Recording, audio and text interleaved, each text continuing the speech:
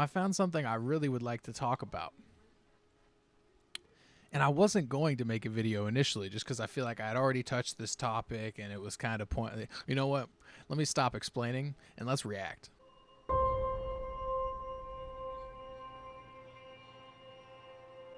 Oh boy, Conway. Fans already knew that. Oh my goodness. Fayetteville. Real fans already knew that.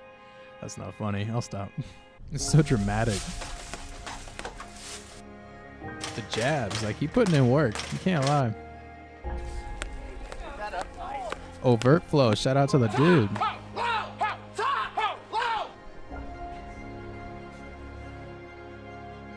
This is so wholesome for some reason. I just don't know.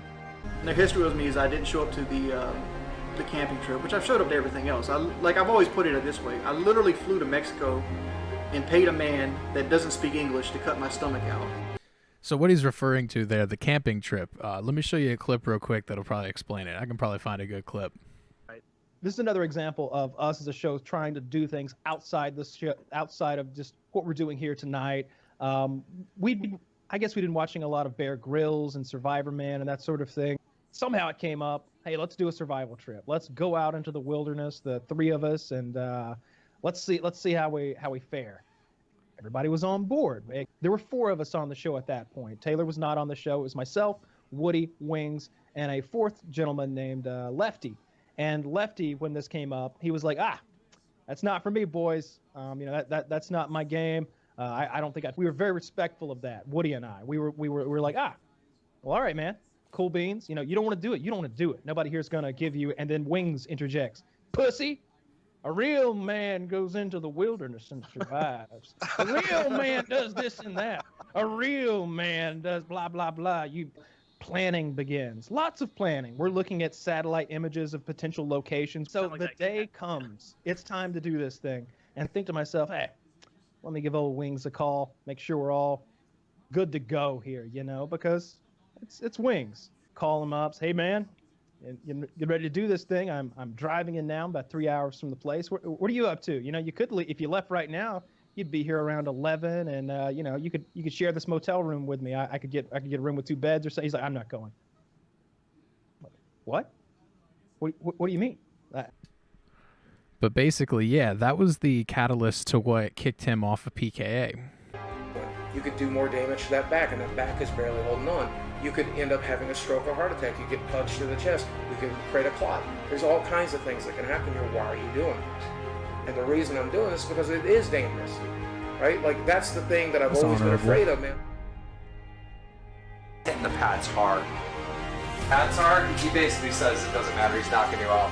The trash With talk. what? I mean, like, the dude's got arthritis in his fucking hips. What is all this? You know me. It's like, I don't care if the YouTube thing works out or not. Like, honestly, it was great. It was a good experience in life. I wouldn't change it. But if I have to move on and do something else, it is what it is. That's kind of, I'm not sure how much I believe that. Matter of fact, let me not start with that.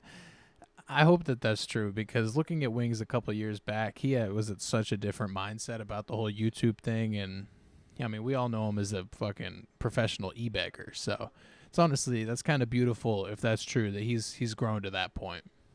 He's just, seems like he really is just happy within the life he has now. This branding is the worst, I swear. Yo, I got W Keem. Like, I gotta say, this is the biggest W I've seen Keem take in a minute. Really got to give props to Keem for that one, because I mean, he made it happen for real. Me personally, I've been watching both these creators for longer than I probably am willing to admit, if I'm being honest with you.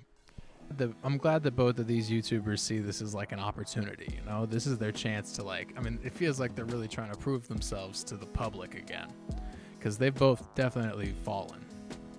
I saw the Penguins video, and he said, like, I totally agree. He's like, there is a non-0% chance that somebody is going to die in this fight. I'm like, I can't disagree. That's absolutely true.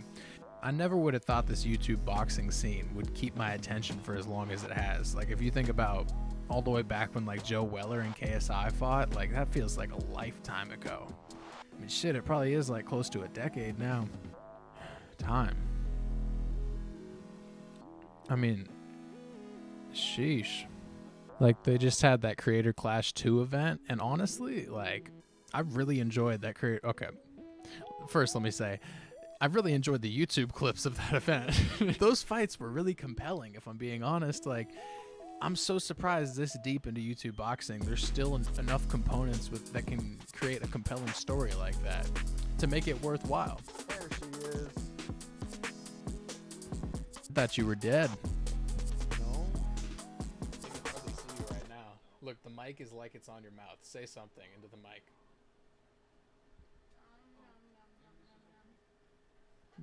Perfect commentary. Yo, like the Harley fight, for the Epic Mealtime fight, I don't know what I expected. John Morrison, like, I remember watching that dude in the WWE. Like, I mean, I wasn't sure because, like, physiques don't mean everything, but that dude is built. Dude is a monster. His nickname is like, it's like the mayor of Slamtown, I think is what it is. Crazy. Most people were not surprised the way it ended up for Harley. Being on Harley's side, I really liked that fight for Harley. It was like motivating, you know? Like, he knew he had crazy odds. There's no way he was winning, but he stuck it out. He got knocked out of the ring like a WWE match and got right back in.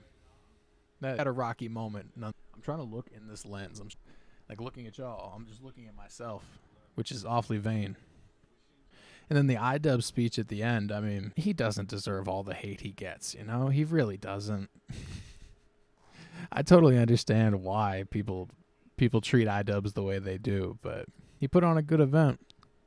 Like I said, I wasn't initially going to talk about this. I just didn't feel like it was worth making a second video about everything, but I really am excited for this Wings fight, and I really wanted to find some reason to talk about those Creator Clash fights because they were pretty compelling. Anyway, I hope y'all enjoyed this video. If you want more like this or you're looking forward to that phase doc, be sure to hit the subscribe button. Comment down below what boxing event you're excited for next because they just keep popping up. Let me know. And have a good rest of your night.